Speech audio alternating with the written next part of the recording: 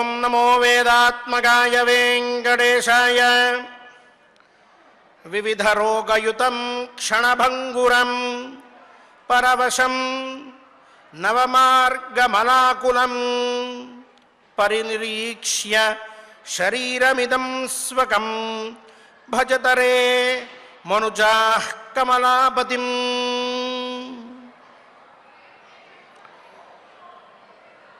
మానవునికి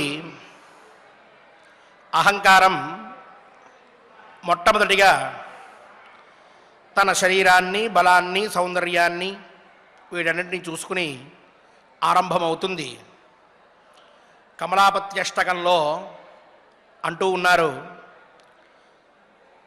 నానావిధ రోగ సమన్వితము, క్షణభంగురము, క్షణంలో ప్రాణం వెళ్ళిపోతూ ఉంటుంది. శరీరం కట్టెలాగా పడిపోతుంది. నవద్వారములు ఉన్నాయి. సర్వథా అత్యంత మలినఃకాయ నవచ్ఛిద్ర సమన్విత అని చెప్పినట్లు అవన్నీ కూడా నిత్యము మలినయుక్తములై ఉంటాయి. పైగా ఈ శరీరం కూడా పరవశం, స్వవశంగా ఉండదు.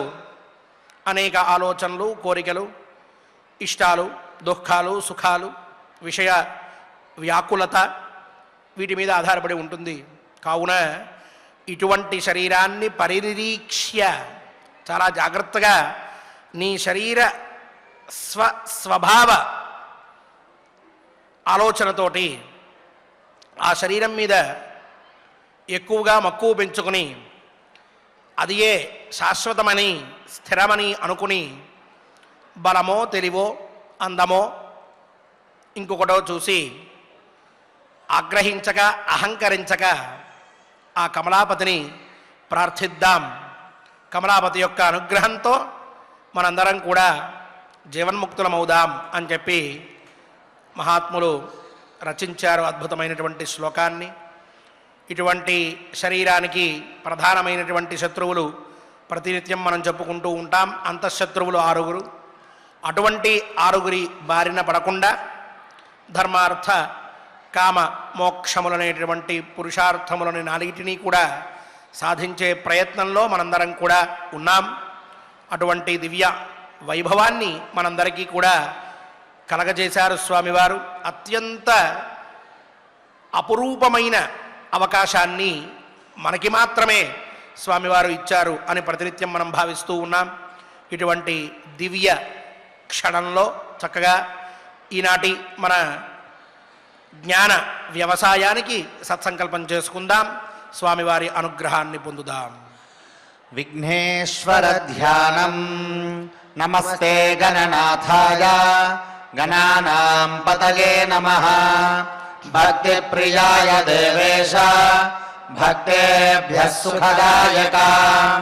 శ్రీనివాస ధ్యానం అనంత వేద సంవేద్యం నిర్దోషం గుణసాగరం అతీంద్రియం నిత్యముక్తం శ్రీనివాసం భజే నిశం. శ్రీకృష్ణ ధ్యానం వందే నవఘనశ్యామం పీతకౌశేయవాససం సానందం సుందరం శుద్ధం శ్రీకృష్ణం ప్రకృతేః పరం.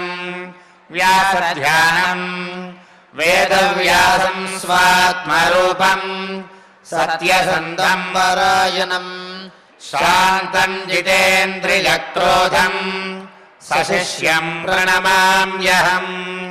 అథ సంకల్పః శ్రీమదాదివరాహక్షేత్రే విరాజమానస్య జగద్రక్షణార్థమవతీర్ణస్య శ్రీమదఖిలాండకోటిబ్రహ్మాండనాయకస్య శ్రీవేంకటేశ్వర స్వామినః పరిపూర్ణానుగ్రహేణ సర్వేషాం భక్తజనానాం ఆదివ్యాధినివృత్తిద్వారా ఆయురారోగ్యైశ్వర్యాభివృద్ధ్యర్థం సర్వారిష్టనివృత్తిద్వారా సకల శ్రేయోభివృద్ధ్యర్థం ధర్మార్థకామమోక్షాఖ్య చతుర్విధా పురుషార్థసిద్ధ్యర్థం సమస్తపాపక్షయార్థం శ్రీపరమేశ్వర ప్రీత్యర్థం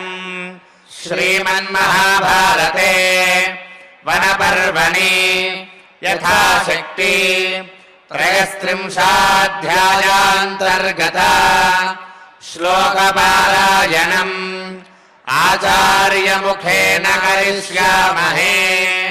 శ్రీకృష్ణ పరబ్రహ్మణే నమః.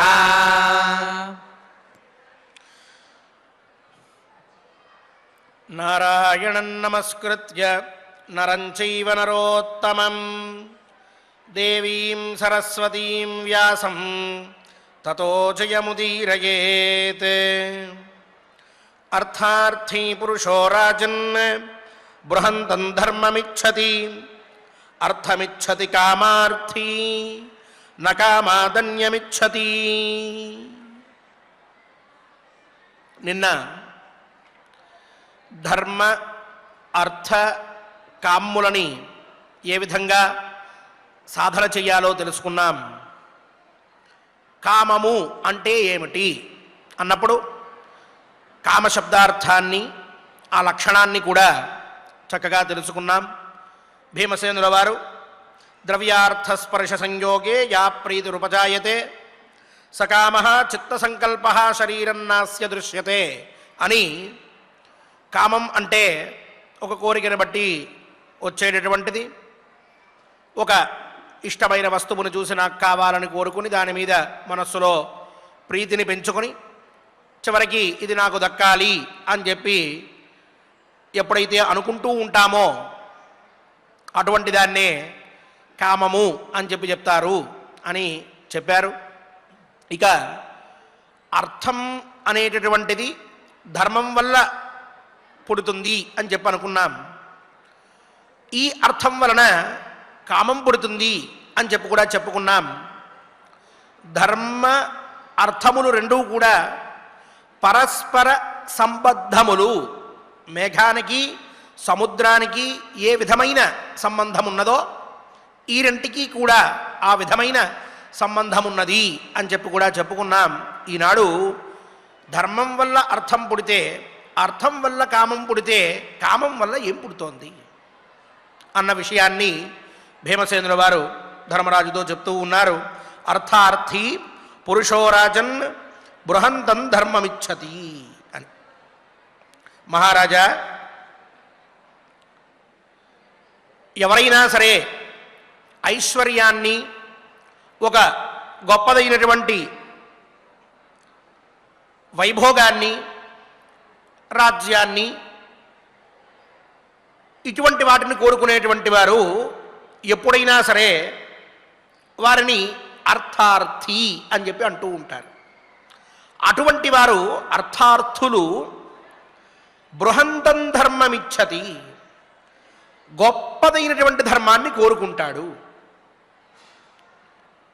అలాగే అర్థమిచ్చతి కామార్థి, కామాన్ని కోరుకునేటటువంటి వాడు కామార్థి అని అనబడుతూ ఉన్నాడు.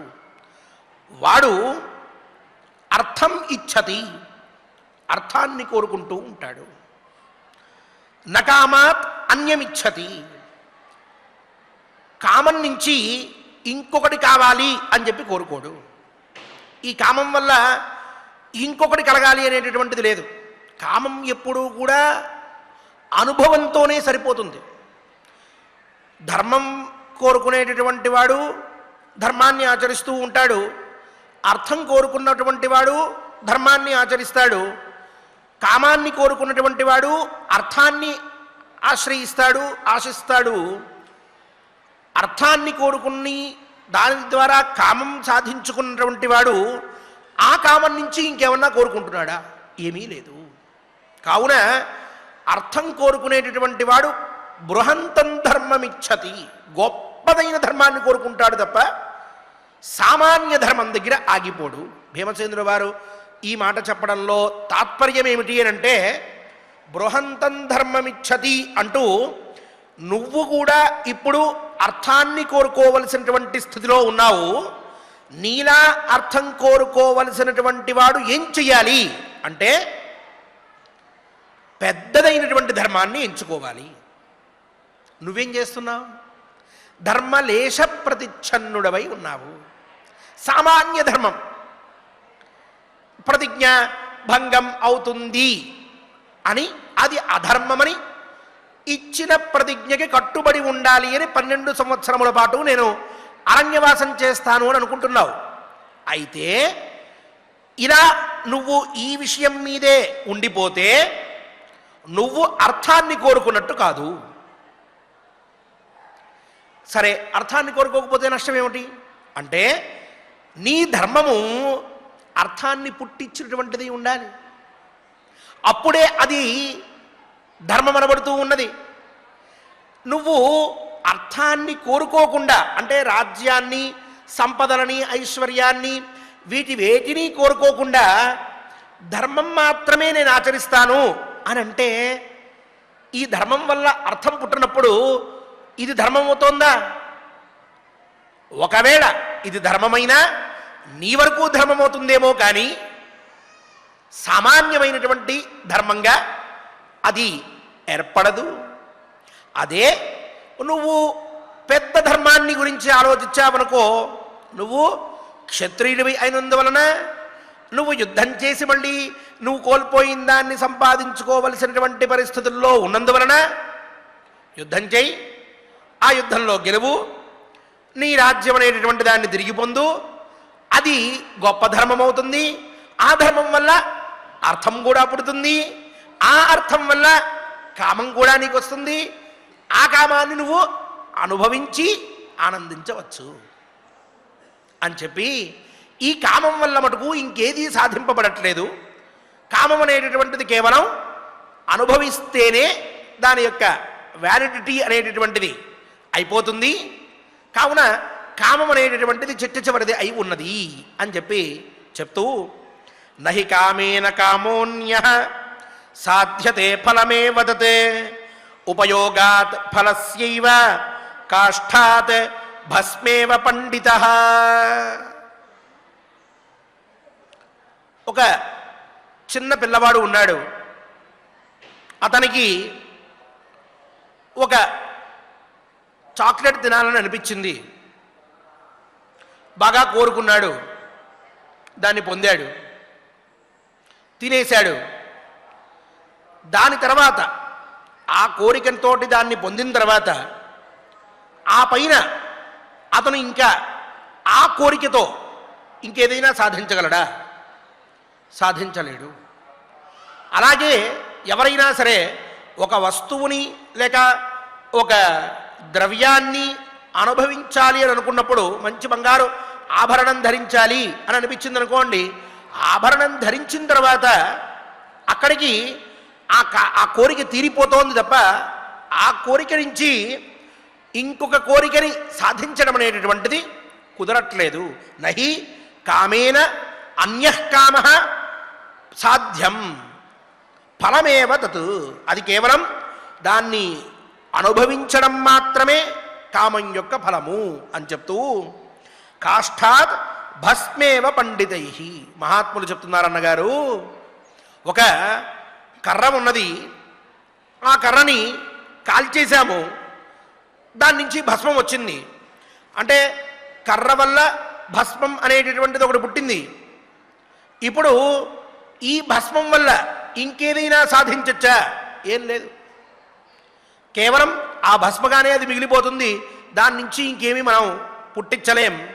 అలాగే భస్మని ఎన్నిసార్లు కాల్చినా ఒకవేళ అది అలాగే ఉంటుంది తప్ప ఇంకొక రూపాన్ని అది పొందట్లేదు. తద్వత్ కామం వల్ల కూడా ఇంకొక కామాన్ని మనం సాధించుకోలేము, దాన్ని అనుభవించడం వరకే.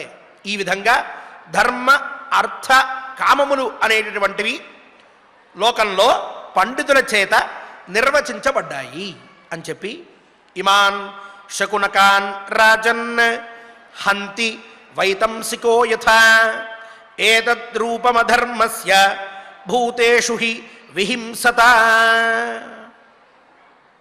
అన్నగారు చూడండి, ఒక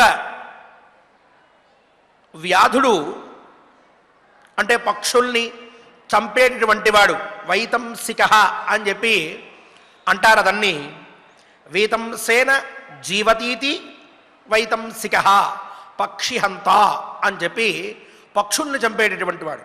అతను ఒక పక్షిని చంపాలి అని అనుకున్నప్పుడు ముందుగా దానికి కొన్ని గింజలు వేస్తాడు. అది వచ్చి పాపం తనకి అన్నం దొరుకుతోంది అన్న దృష్టిలో వచ్చి తినడానికి సిద్ధమవుతుంది.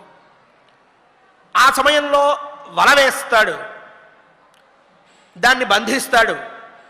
అది ఆ వలలో చిక్కుకుపోయి ఎటూ ఎగరలేక నానా బాధలు పడుతూ ఉంటుంది.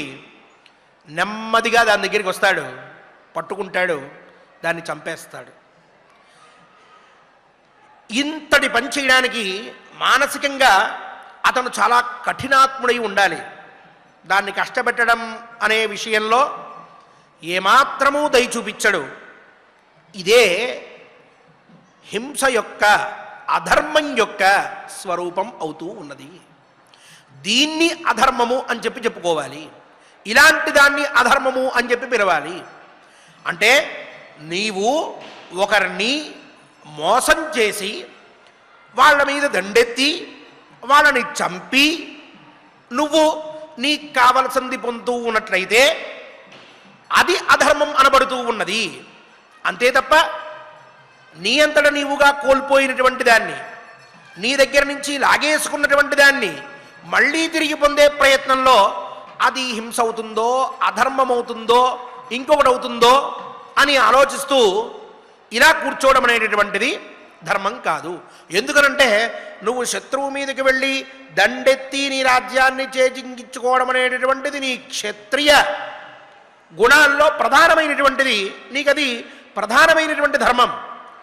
ఒక వ్యాధుల్లాగా పక్షుల్ని చంపేటటువంటి వాళ్ళగా నువ్వు ఒక ఆశ చూపి శత్రువు కానటువంటి వాణ్ణి తీసుకొచ్చి దాంట్లో దించి వాణ్ణి పట్టుకొని వేధించి చంపి తర్వాత నువ్వు వాడి దగ్గర నుంచి ఏదైనా పొందుతూ ఉన్నావు అని అంటే అది అధర్మం అంటల్లో ఇంకో మాట లేదు. కానీ ఇలా నువ్వు ఇప్పుడు ప్రవర్తించితే ఒకవేళ అది అధర్మం అనవచ్చు లోకం. కానీ నువ్వు అలా చేయట్లేదే, నువ్వు చేసేటటువంటిది వేరు, లోకంలో అధర్మం అని చెప్పి అనేటటువంటిది వేరు. రెండిటికి చాలా భేదం ఉన్నది. కావున నువ్వు నీ ప్రయత్నాన్ని ఇక ఆరంభించవచ్చు. ఈ ప్రతిజ్ఞ అనేటటువంటి దాన్ని మాత్రమే పట్టుకుని వేలాడాల్సినటువంటి పని ఏమాత్రమూ లేదు అని ఆ పైన కామాల్లోభస్య లోభాచ్చ ధర్మస్య ప్రకృతింగ్యో న పశ్యతి సవధ్య సర్వభూతానాం ప్రేత్య చేహ చతుర్మతి. అన్నగారు, కామం వల్ల కానీ లోభం వల్ల కానీ ధర్మం యొక్క స్వభావాన్ని ఎవడైతే తెలుసుకోలేకపోతూ ఉన్నాడో సవధ్య సర్వభూతానాం, అటువంటి వాడు అంటే కామాతు లోభాతు ధర్మస్య ప్రకృతింగ్యః న పశ్యతి, ధర్మస్వరూపాన్ని ఎవరైతే సూక్ష్మంగా చూడరో, కేవలం ఒక కోరిక మీద లేక ఒక లోభంతో ధర్మం గురించి ఆలోచించగా తొందరపడి నిర్ణయం తీసుకుని తను తప్పక పొందాలి అని చెప్పి ఎవరైతే అనుకుంటూ ఉంటారో అటువంటి వాడు సవధ్య సర్వభూతానాం, అన్ని భూతముల చేత వాడు చంపదగినటువంటి వాడు. మనుష్యులు కావచ్చు, ప్రాణులు కావచ్చు, వేటితోనైనా వాడు చంపదగినటువంటి వాడే. ఎందుకనంటే అతను కామం వల్ల లోభం వల్ల ధర్మస్వరూపాన్ని తెలుసుకోలేకపోతూ ఉన్నాడు. పైగా ప్రయత్య చేహ చతుర్మతి, వాడు ఈ లోకంలోనైనా ఇహ ప్రయత్య చనిపోయిన తర్వాత పైలోకంలో కూడా అక్కడికి వెళ్ళిన తర్వాత కూడా అటువంటి వాడు శిక్షింపదగినటువంటి వాడు. అటువంటి వాడి విషయంలో మాత్రమే మనం అది అధర్మమని వాణ్ణి శిక్షించాలి అని చెప్పి నిర్ణయం తీసుకోవాలి. నువ్వు ఇప్పుడు దుర్యోధనుడు నీ దగ్గర నుంచి మొత్తం రాజ్యం లాగేసుకున్న తర్వాత నీకు ఒక కామం పుట్టిందా? నా రాజ్యం అది నాది, దాంతోపాటుగా దుర్యోధనుడు రాజ్యం కూడా నాదే, నేను లాగేసుకుంటాను అని నువ్వేమన్నా ప్రవర్తిస్తున్నావా? లేక లోభాత్, లోభం వలన అది ఎలాగైనా పొందెయ్యాలి అని చెప్పి అనుకుని నువ్వేమైనా ప్రవర్తిస్తున్నావా? లేదే. నువ్వు ఈ రెండు కారణాలతోటి ఇప్పుడు యుద్ధం చేయాలని నేను చెప్పట్లేదు. ఈ రెండు కారణాల వల్ల, కామం వలన లోభం వలన నువ్వు ప్రవర్తించు అని నేను నీకు చెప్పట్లేదు. ఎందుకు? కామం వల్ల నువ్వు ఒకవేళ ప్రవర్తించినట్లయితే ఆ పైన నువ్వు నీ రాజ్యాన్ని పొందినా దానివల్ల ఉపయోగం లేదు. లోభం వల్ల నువ్వు ఒకవేళ ప్రవర్తించినట్లయితే యుద్ధానికి దానివల్ల లాభం లేదు. నేను ఆ రెండూ చెప్పట్లేదు. ధర్మంతోనే నువ్వు యుద్ధం చెయ్యి అని చెప్తున్నాను. లేక ధర్మంతోనే మళ్ళీ వెళ్ళి మన రాజ్యాన్ని మనం లాక్కుందామని చెప్తున్నాను. మన రాజ్యం అది. అతను రుజు ప్రవర్తనతోనో లేక సరి అయినటువంటి మార్గంలోనో లేక పౌరుషంతోనో నిన్ను ఓడించి ధర్మరాజు నా చేతిలో ఓడిపోయాడు, రాజ్యాన్ని మొత్తాన్ని కోల్పోయాడు, నేను 12 ఏళ్ళు వనవాసం 1 సంవత్సరం అజ్ఞాతవాసం చేసిరా, అప్పుడు నీ రాజ్యం నీకు ఇస్తాను అని అనుంటే నీతో పాటు మేం కూడా అరణ్యంలో కూర్చుని ఉండేవాళ్ళం. ఏం సందేహం లేదు. ఈ మూడు లేవు. ఈ మూడు పనుల వల్ల కాకుండా దొంగతనంగా లాక్కున్నాడు మన దగ్గర నుంచి. ఇక ఆ విషయంలో నువ్వెందుకు ఈ ధర్మాన్ని గురించి ఆలోచిస్తున్నావు? ఇలా ధర్మంగా నువ్వు ఇప్పుడు వెళ్ళి చేస్తే యుద్ధం క్షత్రియ వంశస్థుడికి, పైగా నీలాంటి మహారాజుకి ఏదైతే ధర్మం అని చెప్పి ఉదహరించబడి ఉన్నదో, మళ్ళీ తన రాజ్యాన్ని తను పొందడానికి యుద్ధం చేయవచ్చు, దోషం లేదు అనేటటువంటి గొప్పదైనటువంటి ధర్మం. ఆ ధర్మంతో నువ్వు వెళ్ళి యుద్ధం చేస్తే నిన్ను లోకంలో ఎవరూ కూడా ధర్మరాజు కామం వల్ల ప్రవర్తించాడు, కోరికతోటి లోభంతో మళ్ళీ వెనక్కి వచ్చాడు అని అననే అనరు. అందువల్ల ఈ రాజ్యాన్ని మనం తీసుకోవచ్చు. అటువంటి వాడైతే, కామలోభాల వల్ల ధర్మాన్ని లెక్కించక ఇష్టం వచ్చినట్టు పనిచేసేటటువంటి వాడైతే అటువంటి వాడిని శిక్షించవచ్చు. ఆ స్థితికి మనం చేరట్లేదు అని చెప్పి, ఇక ఈ అర్థం, డబ్బు ఎంత ముఖ్యమైనటువంటిది మానవ జీవితంలో చెప్తూ ఉన్నాడు. వ్యక్తం తే విదితే రాజన్ అర్థో ద్రవ్య పరిగ్రహ ప్రకృతంచాపి వేత్తాస్య వికృతంచాపి భూయసీం తస్య నాశే వినాశేవ జరయా మరణేన వా అనర్థ ఇతి మన్యంతే సోయమస్మాసు వర్తతే. హే రాజన్, వ్యక్తం తే విదితే. మహానుభావ, నీకు ఈ విషయం బాగా తెలుసు. ఏమిటి అనంటే, అర్థో ద్రవ్య పరిగ్రహ.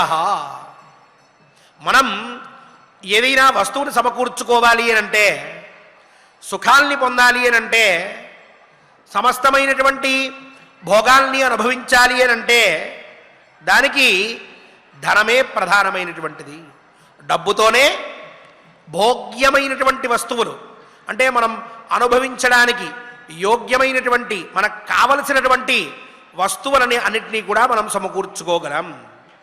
అలాగే ప్రకృతించాపి వేత్తస్య, ప్రకృతించ అస్య వేత్త.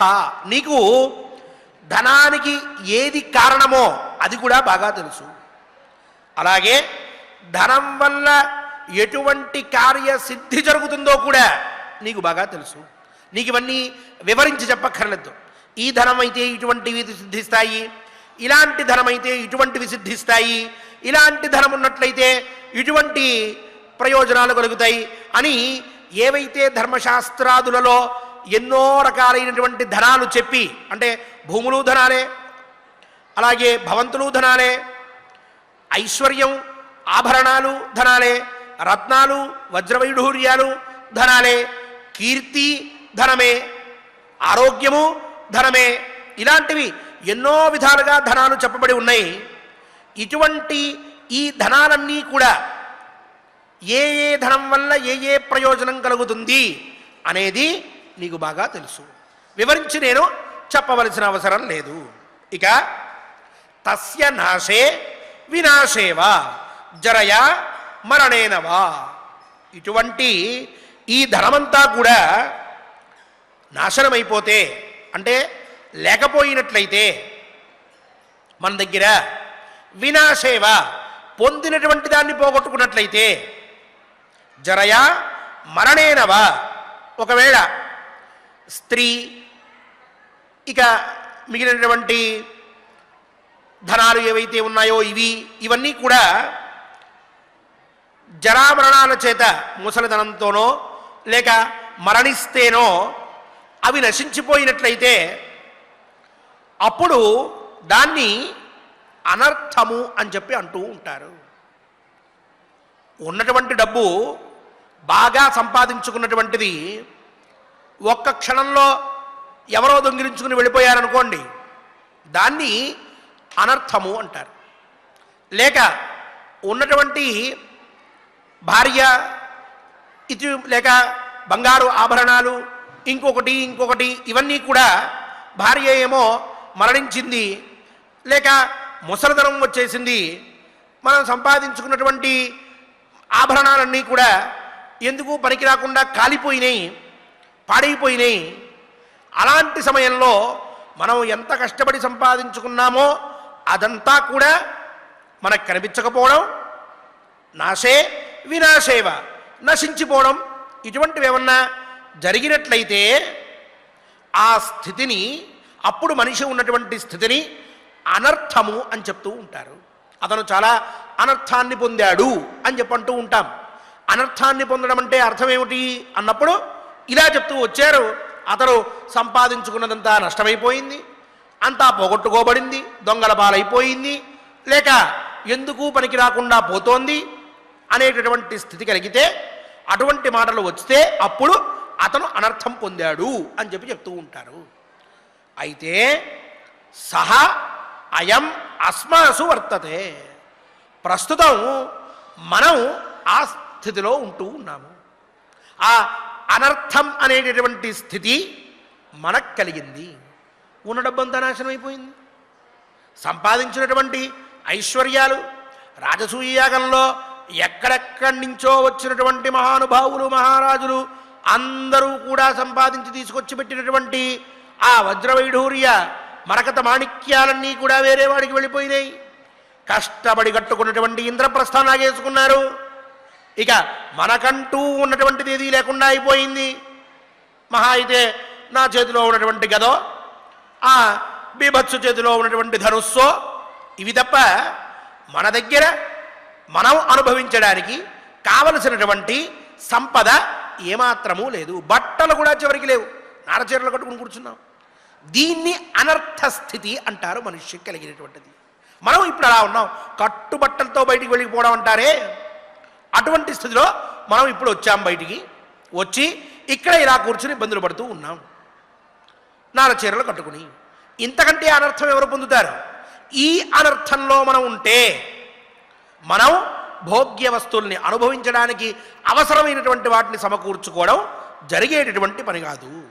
పైగా ఇంద్రియాణాంచ పంచానాం మనసో హృదయస్య చ విషయే వర్తమానానాం యా ప్రీతిరుపజాయతే సకామః ఇతి మే బుద్ధిః కర్మణాం ఫలముత్తమం. మహానుభావ, ఇంద్రియాణాంచ పంచానాం, పంచ ఇంద్రియములు ఏవైతే ఉన్నాయో ఆ 5, అలాగే మనసో హృదయస్య చ, మనస్సు హృదయము, ఇవి విషయే వర్తమానానాం, ఒక విషయంలో ఇవన్నీ కూడా ప్రవర్తించేటప్పుడు మనకి యా ప్రీతి ఉపజాయతే, ఏ కోరికైతే కలుగుతూ ఉన్నదో, సకామ ఇది మే బుద్ధి, అది కామము అని చెప్పి నా అభిప్రాయము. కర్మణాం ఫలముత్తమం, ఇది కర్మలకి ఉత్తమమైనటువంటి ఫలితము. ఇలా మనం ఉండవలసినది అంటూ ఉన్నాడు. అంటే ఇప్పుడు మనం ప్రవర్తిస్తున్నటువంటి తీరు, మన బుద్ధి ఈ అరణ్యవాసం చేయడానికి ఒప్పుకుంటోందా? మన మనస్సు అరణ్యవాసం చేయడానికి ఇష్టపడుతోందా? మన ఇంద్రియాలు మనం అరణ్యంలో ఇలాగే ఉండడానికి ఒప్పుకుంటున్నాయా? ఏదో తప్పక చేయవలసినటువంటి పని కాబట్టి ఇక్కడ ఉండి ఈ పనులన్నీ చేసుకుంటున్నాం. కానీ మనం కామాన్ని అనుసరించి ప్రవర్తించట్లేదు. మన కామాన్ని అనుసరించి మనం ఎక్కడ ప్రవర్తించగలం అంటే ఇంద్రప్రస్థంలోనే. మరి ఒక పనికి ఉత్తమమైనటువంటి ఫలితం ఎప్పుడవుతుంది అని అంటే మనం సకామంగా ప్రవర్తిస్తేనే. మనం ఇక్కడ సకామంగా ప్రవర్తించట్లేదు ఈ అరణ్యంలో. అక్కడ సకామంగా ప్రవర్తించగలం. దానివల్ల ఏ పని చేస్తామో ఆ పనికి ఉత్తమమైనటువంటి ఫలితాన్ని మనం పొందుతాం. ఇక్కడ అలా పొందలేకపోతూ ఉన్నాం. అంటే ఒక్కొక్క ప్రదేశం బట్టి మనం కొన్ని ప్రాంతాలకి వెళ్తే లేక కొన్ని ప్రదేశాలకి వెళ్తే మనకి క్షణకాలం కూడా అక్కడ ఉండాలనిపించదు. వెంటనే ఇక్కడి నుంచి వెళ్ళిపోవాలి అనిపిస్తూ ఉంటుంది.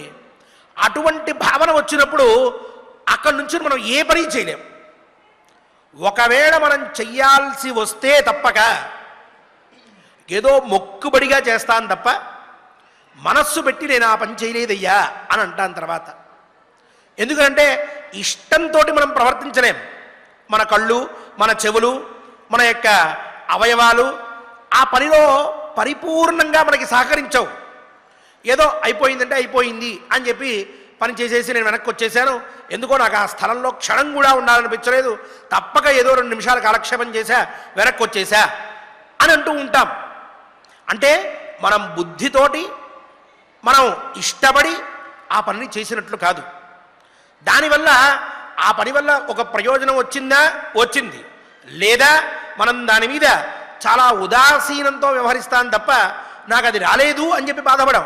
అసలు ఆ ప్రదేశమే చాలా దారుణంగా ఉంది, అక్కడ నాకు మనస్సు క్షణం కూడా సహకరించలేదు, కాబట్టి అటువంటి చోటుకి మళ్ళీ వెళ్ళి నేను ఆ ఫలాన్ని పొందదలుచుకోవట్లేదు, నాకు అవసరం లేదు అది అని చెప్పి పూర్తిగా మన యొక్క వైమనస్యాన్ని అక్కడ ప్రదర్శిస్తూ ఉంటాం.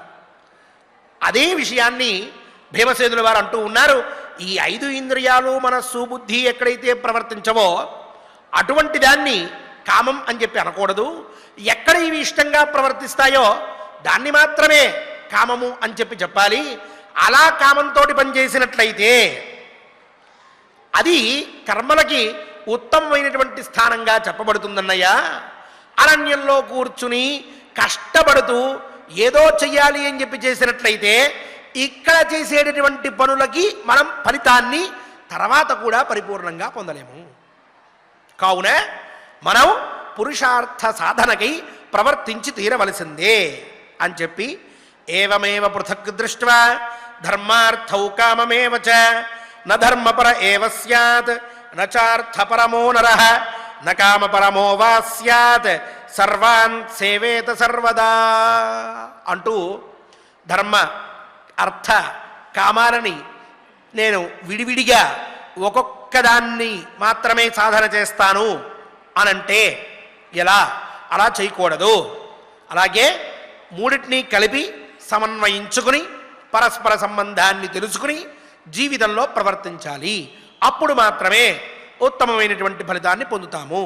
జీవితంలో ప్రవర్తించాలి అని అంటే ఎప్పుడు అన్నప్పుడు రోజులో పగటి కాలంలో ఎలా ఉండాలి, మధ్యాహ్న కాలంలో ఎలా ఉండాలి, రాత్రి కాలంలో ఎలా ఉండాలి, జీవితంలో ఇలా కాలక్షేపం చేస్తూ ప్రతిరోజు కూడా ఇలా ప్రయత్నం చేస్తూ చివరికి జీవితం మొత్తంలో పూర్వ భాగంలో ఏం సాధించాలి, మధ్య భాగంలో ఏం సాధించాలి, చివరి భాగంలో ఏం సాధించాలి, దానికి ఏ రకంగా మహాత్ములు నిర్ణయం చేశారు అనేటటువంటి విషయాల్ని అన్నగారికి తెలియజేస్తూ ఉన్నాడు. రేపటి పారాయణంలో ఆ విశేషాలన్నింటినీ కూడా మనం చక్కగా ప్రవచించుకుందాం. ఈనాటి ఈ మహోత్కృష్టమైన శ్లోకములని చక్కగా స్వామివారి ఎదురుగా పారాయణ చేసి ధర్మ అర్థ కామ సాధన తత్పరులమై మనందరం కూడా చక్కగా స్వామివారి ఆశీస్సులతో జీవన గమనంలో ముందుకి ప్రయాణం చేద్దాం. ఓం నమో వెంకటేశాయ. ఓం నమో వెంకటేశాయ. చక్కగా ఆచార్యుల వారి ద్వారా భీమసేనుల వారు ఉపదేశించినటువంటి ధర్మాన్ని మనం కొంచెముగా తెలుసుకుంటూ ఉన్నాం. కేవలము ధర్మము మాత్రమే కాకుండా ధర్మ అర్థ కామములను గురించి కూడా చక్కగా ఒక్కొక్కటిగా మనం తెలుసుకుంటూ ఉన్నాం. ఇక్కడ చూడండి ఎంత చక్కగా చెప్పారో. ఒక పక్షిని వేటాడేటటువంటి వేటగాడు, వాడిని వ్యాధుడు అని పిలుస్తున్నాం. అట్టి వ్యాధుడు ఒక పక్షిని పట్టాలి అని అంటే, దాన్ని చంపాలి అని అంటే, దానికి ఎరగా 2 గింజలు వేసి అది తన వశమయ్యాక ఆ దుదుపరి వలన వేసి దానిని చంపడం అనేటటువంటిది జరుగుతోంది. అది సహజంగా వేటగాడి యొక్క లక్షణం. అయితే ఇక్కడ గింజలు వేశారు కదా అనేటటువంటిది ధర్మం అనుకుంటావేమో, ఏదో తినడానికి నాకు తిండి పెట్టాడు కదా కాబట్టి ఇది ధర్మము అని అనుకుంటావేమో. కాదు కాదు, ఆ చివరి అంతిమ నిర్ణయం ఏదైతే ఉందో అదియే ధర్మము. వాడు మనకు గింజలు వేశాడు అంటే కారణం ఏమిటి అనంటే కేవలము మనల్ని పట్టుకొని సంహరించడానికి మాత్రమే. కాబట్టి ఇది ధర్మం కాదు. ఇలాంటి వారి దగ్గర మనం చాలా జాగ్రత్తగా ఉండాలి అనేటటువంటి విషయాన్ని మనం ఖచ్చితంగా గుర్తించాలి. అలాగే ఇప్పుడు ఏదైనా సరే ఒక వస్తువు వస్తోంది మార్కెట్లోకి, ఒక 10,000 రూపాయలు కలిగినటువంటి వస్తువుని వాడు ఉన్న పనంగా ఒక 1,000 రూపాయలకో 1,500 రూపాయలకో వాడు అమ్ముతాడు. అమ్మిన వెంటనే మనం ఏమనుకుంటాం, ఏదో 10,000 రూపాయల వస్తువుని మనం చక్కగా 1,500 రూపాయలకి ఇచ్చేస్తున్నాడు కాబట్టి మనం తీసేసుకుంటాం అని తీసేసుకున్నామనుకోండి, ఖచ్చితంగా ఆ వ్యాధుడు చేసినటువంటి పనే ఆ వస్తువుకి మనకు కూడా ఆ విధంగానే పడుతుంది. కాబట్టి ఎప్పుడూ కూడా వాడు మనకు మంచి చేస్తున్నారు అనంటే, అసలు చేయకుండా ఉన్నటువంటి వాడు మనకు మంచి చేస్తున్నాడు అనంటే 1కి 4 సార్లు ఆలోచించే తగు నిర్ణయాన్ని తీసుకోవాలి. అలా లేకుండా మనం ఇష్టం వచ్చినట్లుగా వారిని మనం నమ్మినట్లయితే ఖచ్చితంగా మనకు అది హానియే, ఎటువంటి శ్రేయస్కరము కాదు, మనకు ఇబ్బందే కలుగుతుంది అని ఇత్యాది ధర్మాదులను అనేకములను మనకు ఈ మహాభారతము నాదనీరాజన మంటప వేదిక ద్వారా మనమంతా కూడా చక్కగా తెలుసుకుంటూ ఉన్నాం. అంతటి మహత్తరమైనటువంటి విశేష అర్థములను కలిగినటువంటి ఈ శ్లోకాలను మనం పారాయణం చేసుకుందాం. స్వామివారి యొక్క అనుగ్రహాన్ని పొందుదాం. అర్థార్థీ పురుషో రాజన్ బృహంతం ధర్మమిచ్చతి అర్థమిచ్చతి కామార్థీ న కామాదన్యమిచ్చతి నహి కామేన కామోన్యః సాధ్యతే ఫలమేవ తత్ ఉపయోగాత్ ఫలస్యైవ కాష్ఠాత్ భస్మేవ పండితైః ఇమాన్ శకునకాన్ రాజన్ హంతి వైతంసికో యథా ఏతద్రూపమధర్మస్య భూతేషు హి విహింసతా కామాల్లోభాచ్చ ధర్మస్య ప్రకృతిం యో న పశ్యతి సవధ్యః సర్వభూతానాం ప్రేత్యచేహ చతుర్మతిః వ్యక్తంతే విదితే రాజన్ అర్థో ద్రవ్య పరిగ్రహః ప్రకృతిం చాపి వేత్తాస్య వికృతిం చాపి భూయసి తస్య నాశే వినాశే వా జరయా మరణేన వా అనర్థ ఇతి మన్యంతే సోయమస్మాసు వర్తతే ఇంద్రియాణాం చ పంచానాం మనసో హృదయస్య చ విషయే వర్తమానానాం యా ప్రీతిరుపజాయతే సకామ ఇతి మే బుద్ధిః కర్మణాం ఫలముత్తమం ఓం నమో వెంకటేశాయ. శ్రీ శ్రీనివాస్ కుమార్ గారు మరియు ఇతర అన్నమాచార్య ప్రైవేట్ కళాకారులతో కలిసి గోవిందనామ సంకీర్తనం చేసుకుందాం. భగవద్ అనుగ్రహ పాత్రులమవుదాం.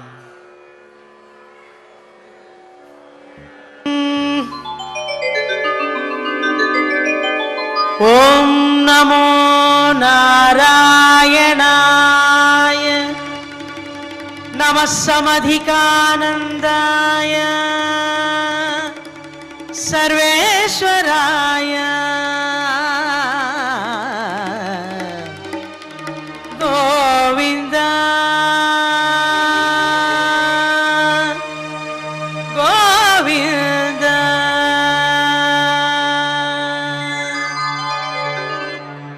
శ్రీ శ్రీనివాస గోవింద శ్రీ వెంకటేశ గోవింద భక్తవత్సల గోవింద భాగవత ప్రియ గోవింద నిత్య నిర్మల గోవింద నీలమేఘ శ్యామ గోవింద పురాణ పురుష గోవింద పుండరీకాక్ష గోవింద నందనందన గోవింద నవనీత చోర గోవింద పశుపాలక శ్రీ గోవింద పాప విమోచన గోవింద దుష్ట సంహార గోవింద దురిత నివారణ గోవింద శిష్ట పరిపాలక గోవింద కష్ట నివారణ గోవింద గోవింద హరి గోవింద గోకుల నందన గోవింద గోవింద హరి గోవింద గోకుల నందన గోవింద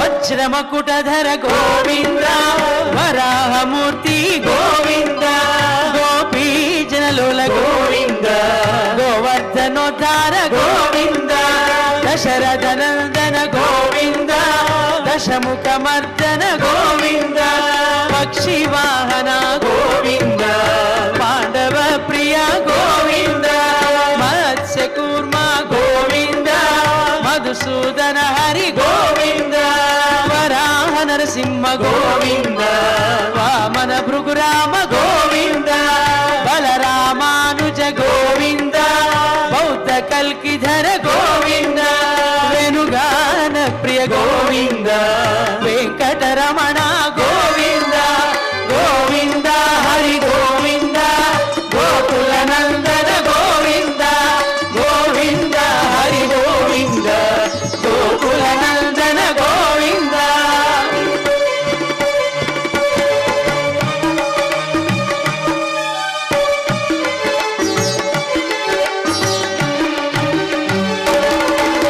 సీతానాయక గోవింద శ్రిత పరిపాలక గోవింద దరిద్ర జన పోషక గోవింద ధర్మ సంస్థాపక గోవింద అనాథ రక్షక గోవింద ఆపద్ బాంధవ గోవింద శరణాగత వత్సల గోవింద కరుణా సాగర గోవింద కమల దళాక్ష గోవింద కామిత ఫలద గోవింద పాప వినాశక గోవింద పాహి మురారే గోవింద శ్రీముద్రాంకిత గోవింద శ్రీవత్సాంకిత గోవింద ధరణీ నాయక గోవింద దినకర తేజ గోవింద గోవింద హరి గోవింద గోకుల నందన గోవింద గోవింద హరి గోవింద గోకుల నందన గోవింద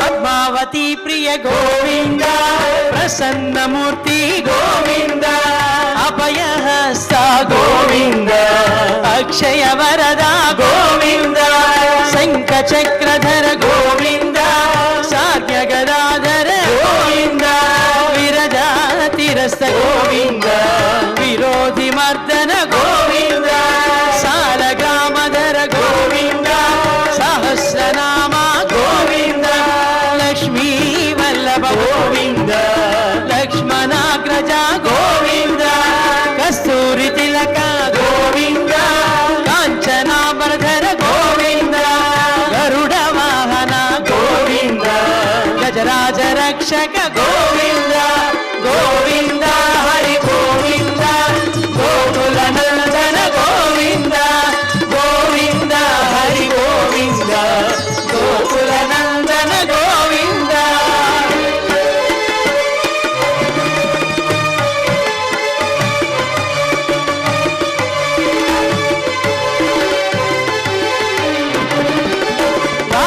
సేవిత గోవింద వారధి బంధన గోవింద సప్తగిరీశ గోవింద ఏక స్వరూప గోవింద శ్రీరామకృష్ణ గోవింద రఘుకుల నందన గోవింద ప్రత్యక్ష దేవ గోవింద పరమదయాకర గోవింద వజ్ర కవచధర గోవింద వైజయంతిమాల గోవింద వటికాసులవాడ గోవింద వసుదేవతనయ గోవింద బిల్వపత్రార్చిత గోవింద భిక్షుక సంస్థుత గోవింద శ్రీ పుంరూప గోవింద శివ కేశవమూర్తి గోవింద గోవింద హరి గోవింద గోకుల నందన గోవింద గోవింద హరి గోవింద గోకుల నందన గోవింద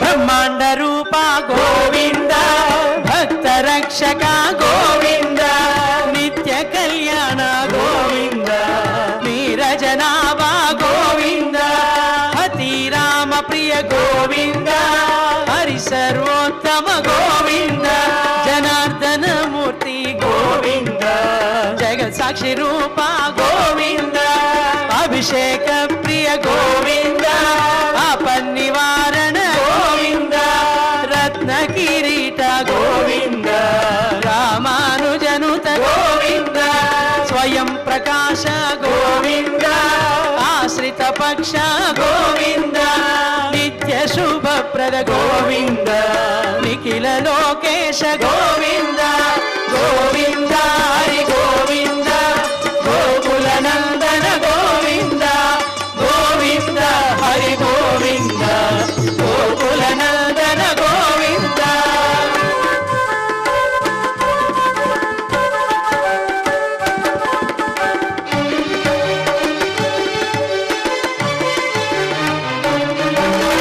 ఆనంద రూప గోవింద ఆద్యంతరహిత గోవింద ఇహ పరదాయక గోవింద యువరాజ రక్షక గోవింద పరమదయాళు గోవింద పద్మనాభ హరి గోవింద తిరుమల వాస గోవింద తులసి వనమాల గోవింద శేష సాయినే గోవింద శేషాద్రి నిలయ గోవింద మత్స్యావతార గోవింద ఏడుకొండలవాడ గోవింద గోవింద హరి గోవింద గోకుల నందన గోవింద గోవింద హరి గోవింద గోకుల నందన గోవింద గోవింద హరి గోవింద గోకుల నందన గోవింద గోవింద హరి గోవింద గోకుల నందన గోవింద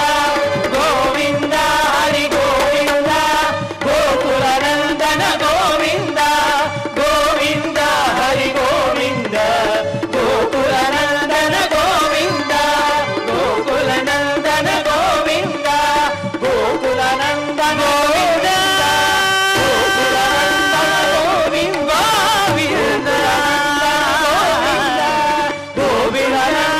గోవింద గోవింద గోవింద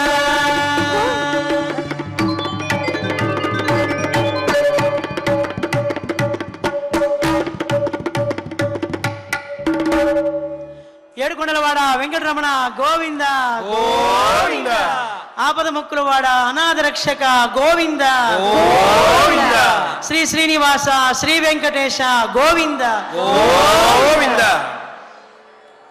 చక్కటి గానామృతంతో అత్యంత సహకారి అయిన వాయిద్య సహకారంతో స్వామివారి గోవిందనామ సంకీర్తనాన్ని హృదయంగమంగా చేసుకుని ఉన్నాం.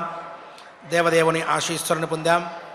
క్షమా ప్రార్థనాదులతో పారాయణాన్ని ముగించి మంగళాంతంగా పారాయణాన్ని మనం పూర్తి చేసుకుని దేవదేవుని ఆశీస్సులని పొంది చక్కగా మన యొక్క నిత్య జీవనంలో మనం చెప్పుకున్న ధర్మార్థ కామముల వినియోగం కలిగేట్టుగా అనుగ్రహించమని స్వామిని ప్రార్థిద్దాం. అథ క్షమా ప్రార్థనా. యదక్షరపదభ్రష్టం మాత్రాహీనం చ యద్భవేత్ తత్సర్వం క్షమ్యతాం దేవ నారాయణ నమోస్తుతే. అథ లోకక్షేమ ప్రార్థనా. స్వస్తి ప్రజాభ్యః పరిపాలయంతాం న్యాయేన మార్గేణ మహీం మహీషాః. గోబ్రాహ్మణేభ్యः శుభమస్తు నిత్యం. లోకాः సమస్తాः సుఖినో భవంతు. అథ భగవత్సమర్పణం. కాయేన వాచా మనసేంద్రియైర్వా బుద్ధ్యాత్మనా వా ప్రకృతే స్వభావాత్ కరోమి యద్యత్ సకలం పరస్మై నారాయణాయేతి సమర్పయామి. అథ మంగళం శ్రియః కాంతాయ కళ్యాణ నిధయే నిధయేర్థినాం శ్రీవేంకటనివాసాయ శ్రీనివాసాయ మంగళం.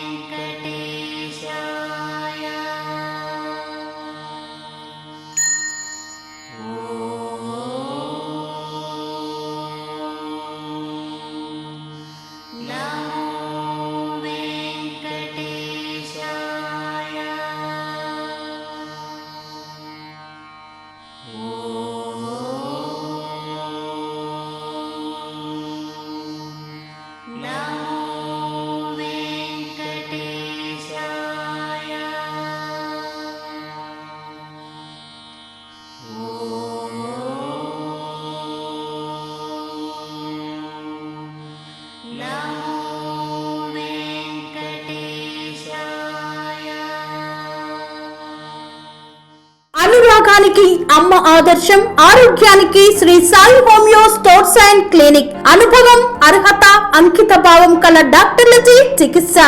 అన్ని రకాల ఆరోగ్య సమస్యలకు నమ్మకమైన ఎంపిక Shri Sai homeo stores and clinic. Diabetes, కీళ్ల నొప్పులు, సయాటికా, వెన్నుముక సమస్యలు, థైరాయిడ్, నిద్రలేమి, మానసిక సమస్యలు, ఋతు సమస్యలు, అన్ని రకాల దీర్ఘకాలిక వ్యాధులకు ప్రత్యేక హోమియో వైద్యం. అందరికీ అందుబాటులో అంతర్జాతీయ హోమియో వైద్యం Sri Sai homeo stores and clinic. మీ ఆరోగ్య సమస్య ఏదైనా ఇప్పుడు పరిష్కారం సాధ్యం. సైడ్ ఎఫెక్ట్ లేని వైద్యంతో సంపూర్ణ ఆరోగ్యం కొరకు సంప్రదించండి Sri Sai homeo clinic and stores, Bhavani Nagar, Ambedkar Nagar road, old Alwal, Secunderabad. సంప్రదించాల్సిన ఫోన్ నంబర్స్ 9000751751 మరియు 9000422525.